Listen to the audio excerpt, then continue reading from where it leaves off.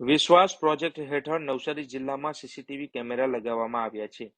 ત્યારે આ સીસીટીવીના આધારે જે નિયમોનો ભંગ કરતા હોય છે, જેવા કે ટ્રિપલ સવારી કરવું, બેદરકારીપૂર્વક રીતે વાહન ચલાવવું, મોબાઈલ ફોન ઉપર વાતચીત કરવી કે પછી હેલ્મેટ ન પહેરવું અને સીટ બેલ્ટ ન બાંધવો, આવા નિયમનો ભંગ કરનાર ઉપર જે સીસીટીવીના આધારે ઈ મેમો આપવામાં આવે છે.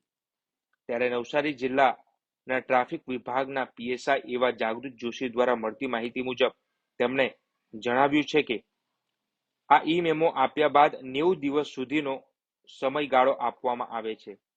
ત્યારે આ ઈ મેમો જે ભરપાઈ કરવાનો હોય છે, ઈ ચલણ જે આવ્યું હોય છે તેનું ભરપાઈ કરવાનું હોય છે, તે ઘણા બધા લોકો હજી સુધી કર્યો નથી. તો તેના વિરુદ્ધ શું કાર્યવાહી કરી શકાય છે, પોલીસ શું કરી શકે છે અને કોર્ટ શું કરી શકે છે, તે બાબતે વિગતવાર માહિતી જાગૃત જોશીએ આપી હતી.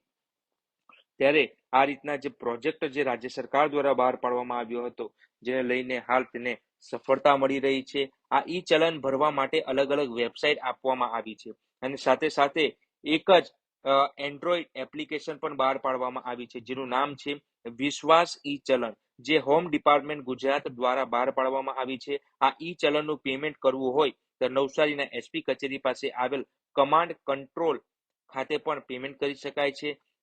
એના સિવાય નવસારી જિલ્લાના 4 પોલીસ સ્ટેશન, જેમાં Vijalpur police station, Gandevi police station, Chikhli police station અને વાંસદા પોલીસ સ્ટેશન ખાતે જે આનું પેમેન્ટ કરી શકાય છે.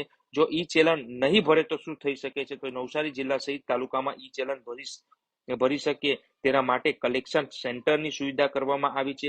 પરંતુ ઈ ચલણ આવ્યા બાદ 90 દિવસ સુધીનો સમયગાળો આપવામાં આવે છે. છતાં પણ નિયમ તોડનાર વાહન ચાલકો જો કોઈ ઈ ચલણ નથી ભરતા તો ઈ ચલણ એ કોર્ટમાં મોકલવામાં આવે છે અને ત્યારબાદ કોર્ટ દ્વારા નોટિસ મોકલવામાં આવે છે.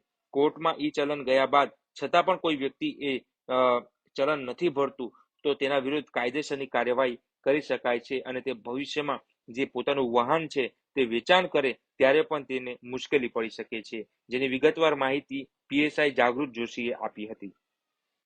ટ્રાફિક એન્ફોર્સમેન્ટની કામગીરીમાં ઓછામાં ઓછા માણસો થકી અને તેમની કાર્યરીતિમાં પારદર્શિતા આવે તે માટે ટેકનોલોજીની મદદ લઈને સરકારશ્રી દ્વારા પહેલા વિશ્વાસ પ્રોજેક્ટ હેઠળ અને ત્યારબાદ વન નેશન વન ચલણ સ્કીમ હેઠળ ઈ ચલણ જનરેટ કરવામાં આવે છે. આ ઈ ચલણ છે એ ટ્રાફિક નિયમોના ભંગ બદલ જનરેટ કરવામાં આવે છે, જેમ કે હેલ્મેટ ન પહેરવું, સીટ બેલ્ટ ન પહેરવું, ટ્રિપલ સવારીએ બાઇક ચલાવવું વગેરે ટ્રાફિક નિયમોના ભંગ બદલ આ જનરેટ કરવામાં આવે છે.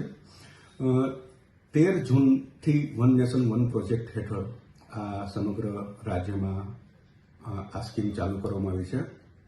જો કોઈ વ્યક્તિ આ ઈ ચલણ નથી ભરતું તો એના માટે સરકારશ્રીએ ઈ કોર્ટની સ્થાપના કરેલી છે.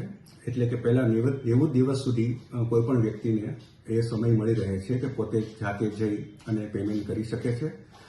આ લોકોની સરળતા માટે સરકારશ્રી દ્વારા એક વેબસાઇટ, એ વેબસાઇટનું નામ છે echallanpayment.gujarat.government.in. એના ઉપર લોગિન થઈને પેમેન્ટ ભરી શકે છે, ઘરે બેસીને ભરી શકે છે. આ ઉપરાંત એક એન્ડ્રોઈડ એપ્લિકેશન છે. એ એપ્લિકેશનનું નામ છે વિશ્વાસ ઈ ચલણ, જે હોમ ડિપાર્ટમેન્ટ ગુજરાત દ્વારા બનાવવામાં આવી છે.